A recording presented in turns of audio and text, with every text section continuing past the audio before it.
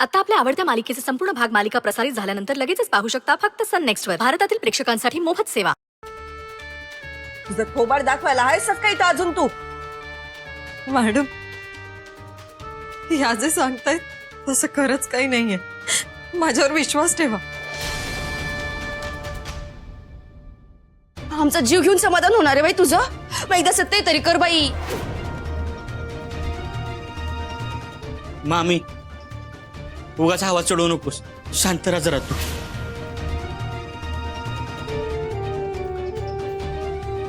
हे आई, बरी आहेस ना तू? ठीक आहे मी. उगा जास्त चौकशा करू नका माझ्या. जावा समधी तुम्ही. अगं आई, पण मी काय केलंय? कुणी काय केलंय आणि काय नाही केलं याचा विचार करता करता डोकं शिनलंय माझं. जिला घराचा हिशेब करायला दिला ती जीव लावल्याचा हिशेब चुकता करायला निघालीये.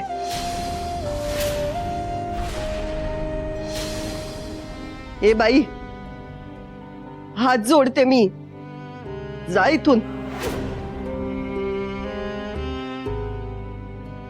जोवर मार्केटचा समजा हिशेब लागत नाही आणि माझं समाधान होत नाही तोवर तरी तुझं तोंड डावू नको मला. तुम्ही समदेत जावा इथनं. सुंदर, तू जा. ताई, तुम्ही बी जावा.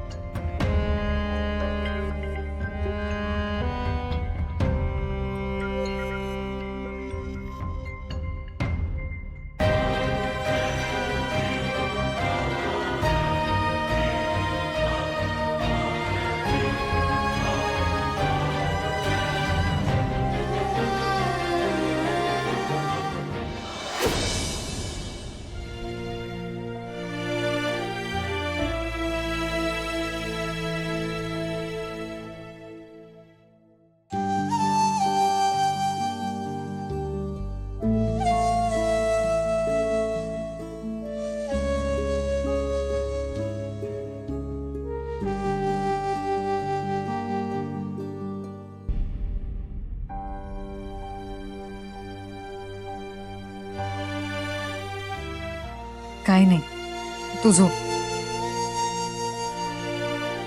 शरू,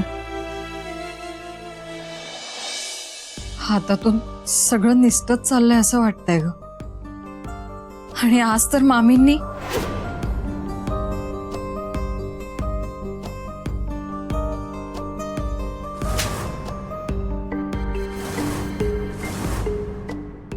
अक्षरा,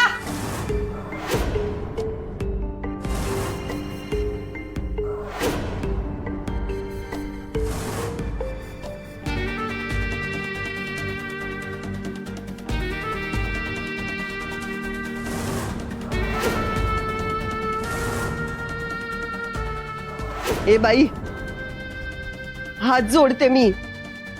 जा इथून. शरू, तुला वाटतं का ग मी दोषी आहे? तू मी आपण कितीही ओरडून सांगितलं तरी काही उपयोग आहे का? खूप रुखरुख लागलीये मनाला.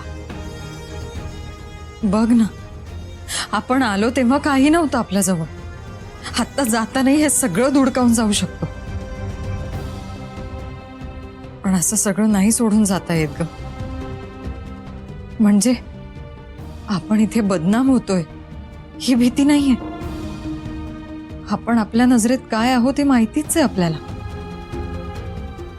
पण वसुंधरा मॅडमचं प्रेम, निर्मला आत्याची माया, छोट्या मालकांचा विश्वास, हे सगळं नाही गमवायचं आपल्याला. फक्त त्यासाठी हा बदनामीचा कलंक पुसायची धडपड करते मी. फक्त त्यासाठीच. शरू, ही इतकी जीवाभावाची माणसं, पण आता हीच दोषी ठरवायला लागलीत आपल्याला. मला निर्दोष सिद्ध करायला ना मामांचा शोध घ्यावाच लागेल. दुसरा कुठलाही पर्याय नाही आता.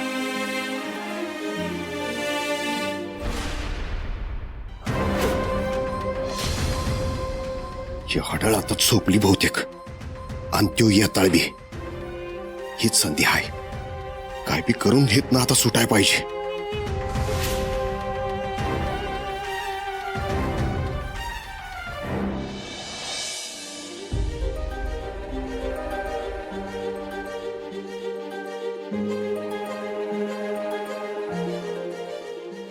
हो, मामाला फोन करते.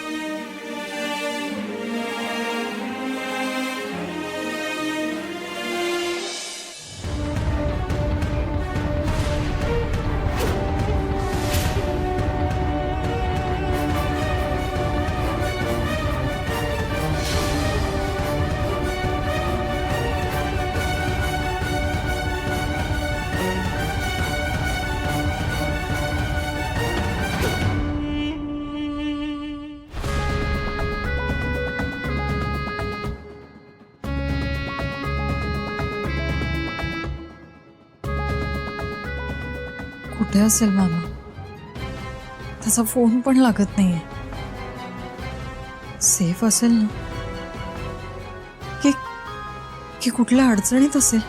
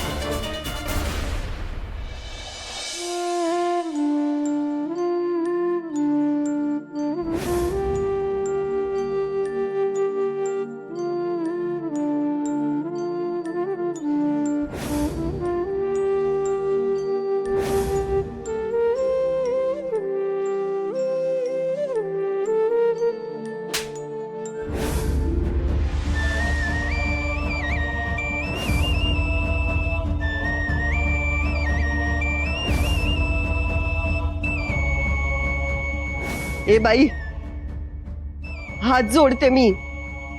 जा इथून.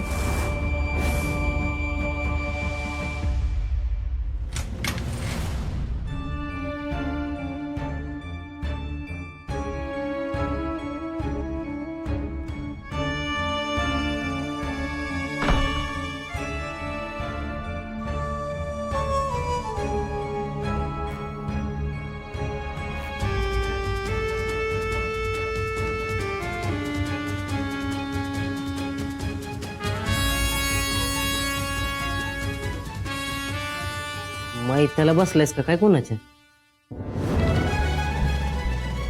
बारक्या, ह्यात बेथट्टा करशील की नाही तर नारळाच्या कवट्याने सोलीन बघ तुला. अरे बाबा, नाही तर काय. असं सुतक लागल्यावर गप बसलायस, असं चालतंय वय? अरे माणसाने असं नेहमी हसत खेळत राहावं. सगळं टेन्शन गुल होतंय. शहाणाच आहेस. तुझ्या तोंडात अशा बंद कर आणि गप गुमान बस. आपल्याला नाही जमायचं ते. भरती जाऊ दे. मला सांग, टेन्शन मध्ये काय आहेस? तुला नाही माहिती? अरे माहित आहे, पण ती झालं की समज.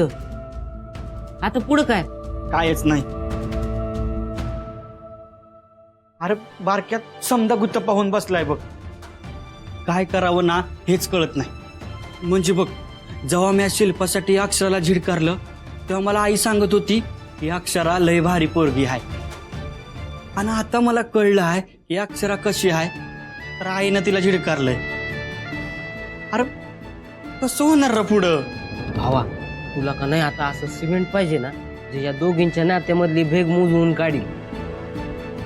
बारक्या, अरे थट्टा नाही करत, खरं ते सांग तू. हे सिमेंट राहिलं बाजूला.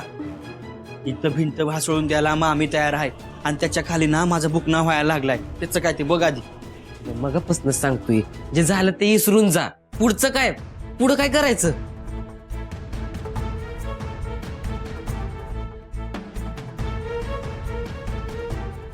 हा, म्या अक्षराला लय आनंदी आहे असं धावतो आणि आईला एकदम दुःखी आहे असं धावतो. जो पातूर म्या अक्षराला तिच्या लायकीचं वाटत नाही तो पातूर हे नाटक चालवायला लागणार आहे. होय, म्हणजे दोघींचं सूत जुळायला तुला वाती वळायला लागतील. हे भावा, एक काम कर, तू आता जाऊन अक्षराला भेटून ये. हं? हे नाही नाही, ते बरं दिसत नाही. ही येळ बी नाही आणि तिची मनस्थिती बी नाही. आता तिला भेटायला गेलो ना तर लई चिडल ती. होय, मग फोन कर तिला. हा फोन कर. हा, हे चालेल. हा, फोन करतो मी तिला. या देवी सर्वभूतेषु मातृरूपेण संस्थिता नमस्तस्यै नमस्तस्यै नमस्तस्यै नमो नमः.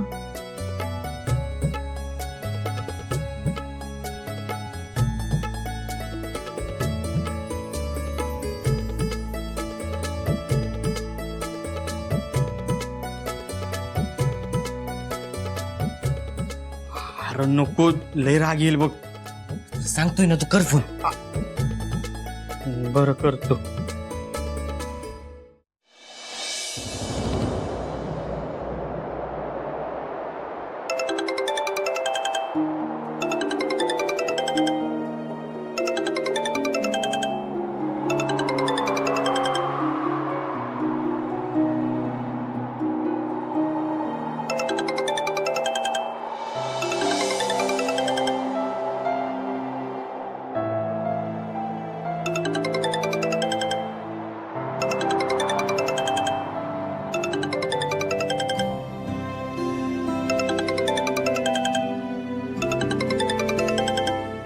छोट्या मालकांचा फोन.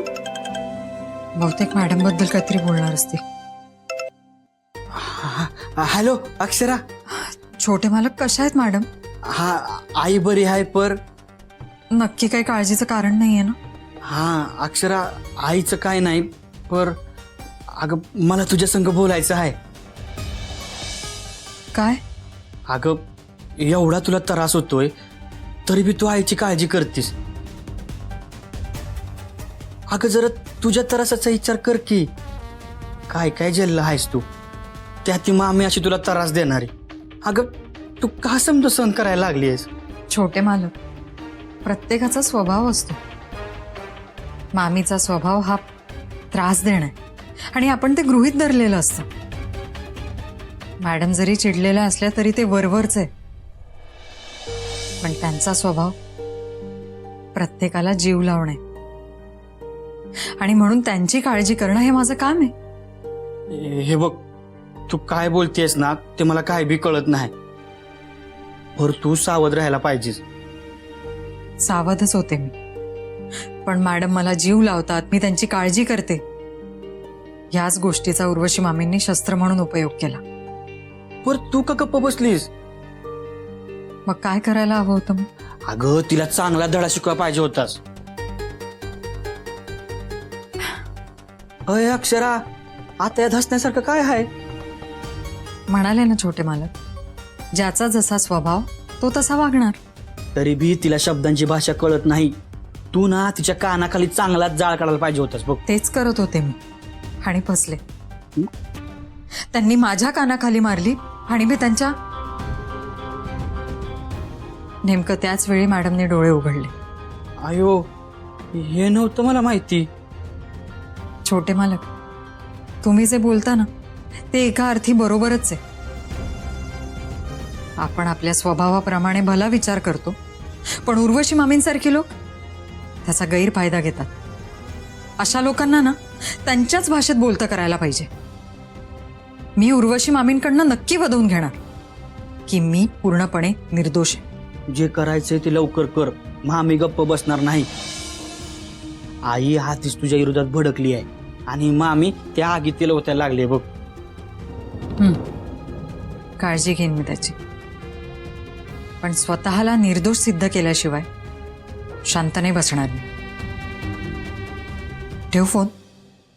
लगेच मग अजून काही बोलायचं नाही.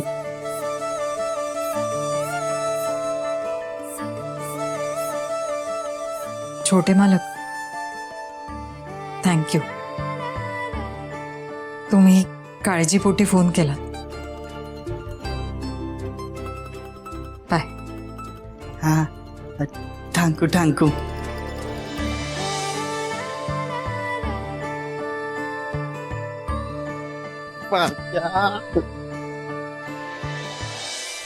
बैल चोकावला पाण्याला आणि मालकीन जुंपली गाण्याला. त्या अक्षराची मिजास अशी ठेचली का नाही, लई मज्जा आली बघा मला. उर्वशे, पण आखाड्यातल्या मोरावानी लय हुरळून नाचू नकोस. कळते का तुला?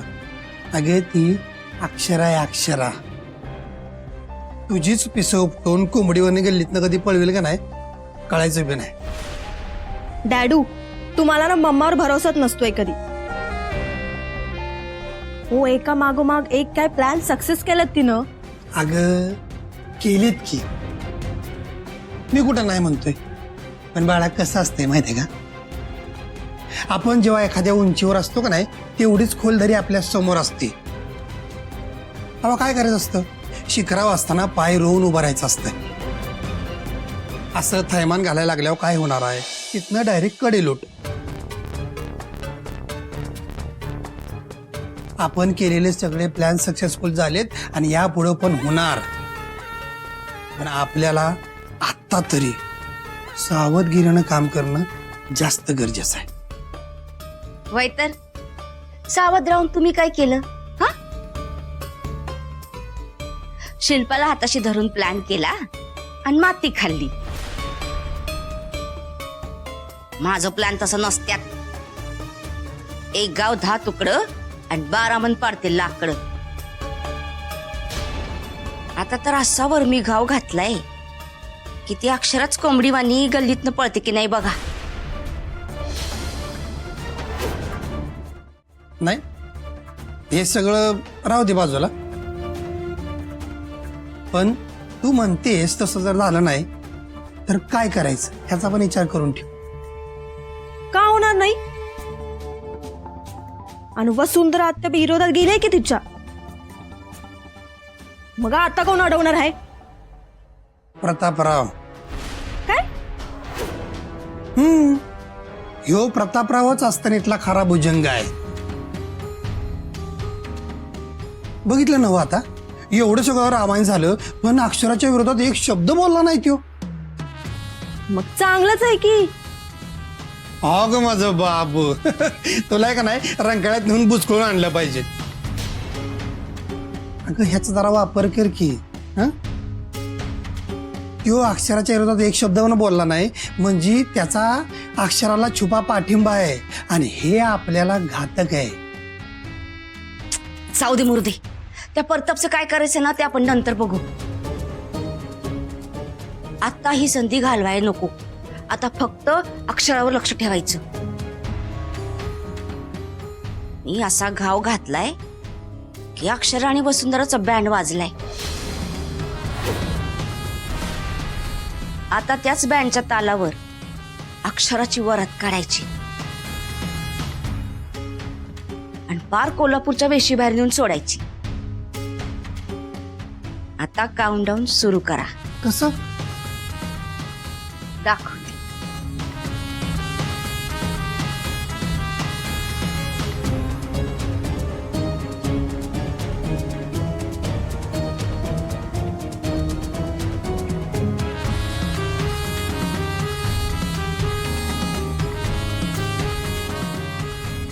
दोन दिवसात अक्षराला धक्के मारून घराबाहेर नाही काढलं ना तर बघाच. 2 दिवस.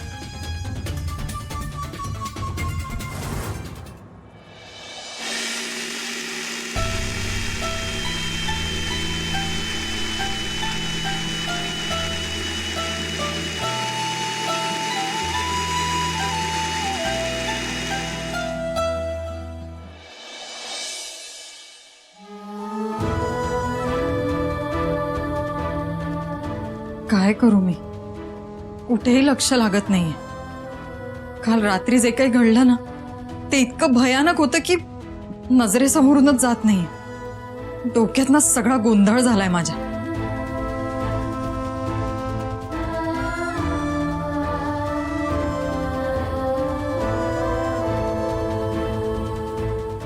हो ग, मला माहितीये मी जितकी गोंधळेन तितकी अडकत जाईल. मी गोंधळून जावं, चुकीचं पाऊल टाकावं हेच हवंय उर्वशी मामींना. पण या सिच्युएशन मध्ये ना मी मामींचा विचार करतच नाहीये. मला फक्त मॅडमची काळजी वाटते.